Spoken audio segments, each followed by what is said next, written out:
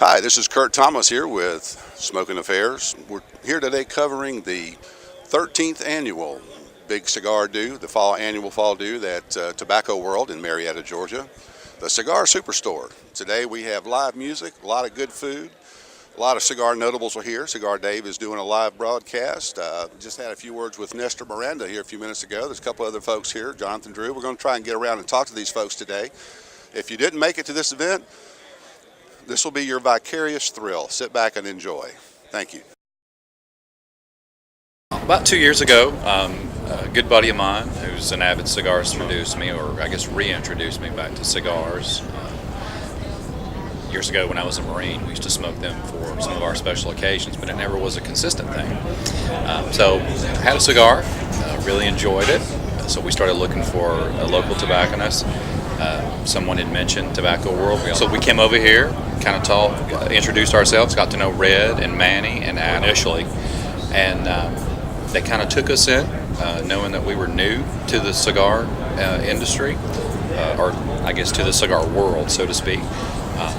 Kind of helped us become educated on the cigars themselves, what type we liked, what our strength was, all the accoutrement that goes with it. They've really treated us with open arms, being kind of the new folks on the block to learn about cigars and what's involved with that.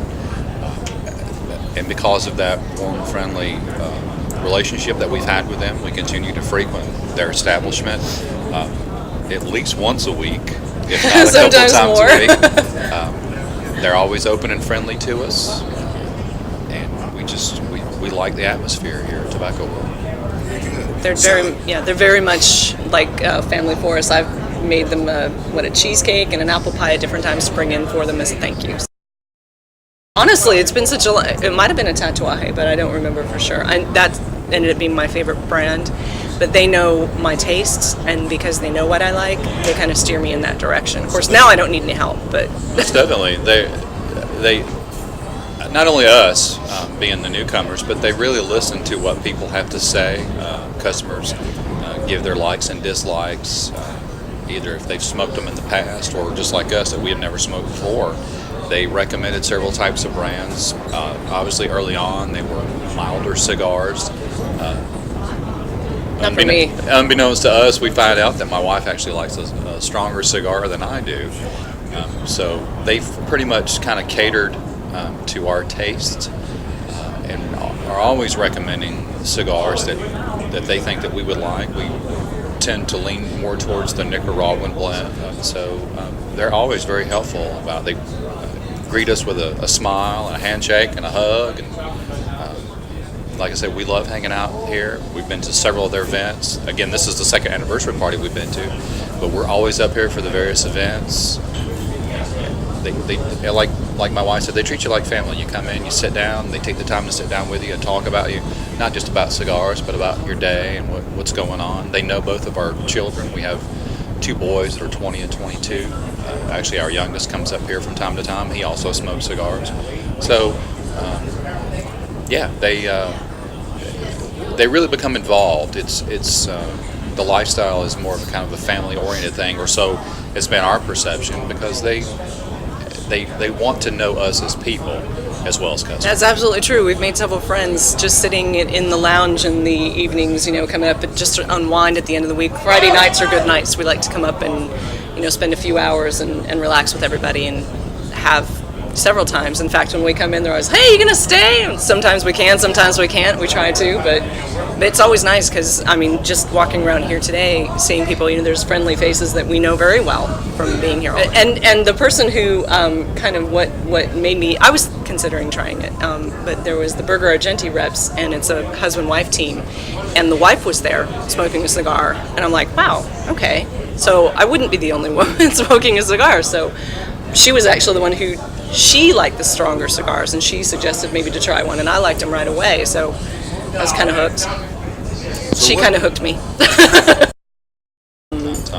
No, yeah, Antonio. We actually just bought a box of them yesterday, and it's a good stick. One of my favorites. I'm actually smoking a Pedro Martinez. I'm sorry, Pedro Martin. We were actually looking forward to seeing Maria Martin today. Unfortunately, she couldn't be here. We actually been smoking them for a few months. She was there at an event earlier this year, and again, very friendly, very down to earth, very passionate about her cigars, very passionate about her customers enjoying her cigars too. Just a plethora of knowledge. Again, she sat down with us, treated us like we had known each other for years. Had a very good rapport with her. So again, we were looking forward to seeing her today. Unfortunately, she couldn't be here, but so it's a Pedro Martin. Hi, Kurt Thomas at Smoking Affairs again. We're joined now by Mr. Rick Davis, who is the president of the Metro Atlanta Cigar Society. Thank you for being with us today. Tell us a little bit about your organization. Well, it's the largest African American smoke group in the United States, and right now we're looking at about 200 members that we have across the country. And are these set up into like regional, local chapters? Yes. We actually have 5 states that we're in right now, and it's growing. It's growing every single day. We're on Facebook. You're on Facebook. Metro Atlanta Space Cigar Society. We're definitely on Facebook, and of course, I have my email address out there as well for those who want to get in direct contact with men and women. Yeah, we actually have 32 women that's part of our organization as well. And our biggest goal is the fellowship, to enjoy, or brothers and sisters of the leaf, to enjoy it and actually understand the networking potential that we have with just smoking a cigar as well. And we also are taking the industry by storm because we are actually out there in force saying, hey, we need to be counted as cigar smokers. So focus on the things that we like, the things that we smoke and what we do, and actually generate a cigar or your swag, or what we say your accessories, dedicated to African American cigars. Locally, we have roughly 9 shops we travel between, and we also have what is called Black Smoke, which is in Las Vegas every year.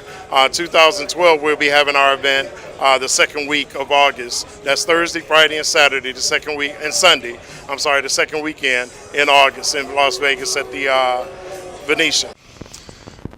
Hi, it's Kurt again. We're wound down through most of the day here, and we've had a wonderful time at the Cigar Superstore's big event, the 13th anniversary. And it was just a wonderful time. A lot of important cigar notables were here. We did some interviews with some of those people, and you'll be able to see those. And joining me now to kind of get a recap for the day, the owner of Tobacco World, the Cigar Superstore, Mr. Red. How are you? We had a great day. We had, I want to say, a true number, about 800, 850 in people here. Of course, we had Cigar Day broadcasting, which was phenomenal. Dave Marlino after him. A lot of the owners of factories and stuff like that got to be on the radio with him, which was just unbelievable. The place has been packed all day. We're going to have to clean up for like a week and a half. But, we had a great time. We put on a big party, and we have a lot of people show up, which is phenomenal. We feed them well. There's shops that do, hamburgers and hot dogs, and we don't do that. We do fried turkeys and smoked pork loin and all kinds of stuff. We did some Cuban food this year, which was really great. So. Additionally, we had some money raised for charity today. We had a couple of charity auctions. Talk to us a minute about that. Yeah, absolutely. We had, we're lucky because the manufacturers will send us hard to get stuff. Rocky sent a tray of, I want to say it was 80 or 100 decades. I donated a magnum of my wine, and we got all kinds of stuff, signed stuff that was, just great from everybody. We auction that off, and what we do with that is that the proceeds from that is split between 2 charities. It's the Cigar Family for the Fuentes, and we also do the Rocky Patel Foundation. So we split that in half and, send them a check, which is really nice. Cigar people can help, which is good. Thanks for that review of the day. I know I personally had a great time, and put this on your calendar, folks, for next year if you didn't make it. And look for the videos. There'll be all the interviews of the people that we interviewed today. We're going to be posted up on Red's site, and take a look, and you'll see part of the good day that you missed. And we'll look so forward to seeing you all next year. Absolutely. Thanks for all the people that came out, all the manufacturers, and all the guys that helped us in here. And like you said, we look forward to seeing you next year because it's going to be a hell of a party next year. Thanks for all the guys that came down out of state, all the regulars, all the employees that made this day possible. It doesn't happen without these guys, ever. Thank you. Yeah. Get yourself a hand, gentlemen.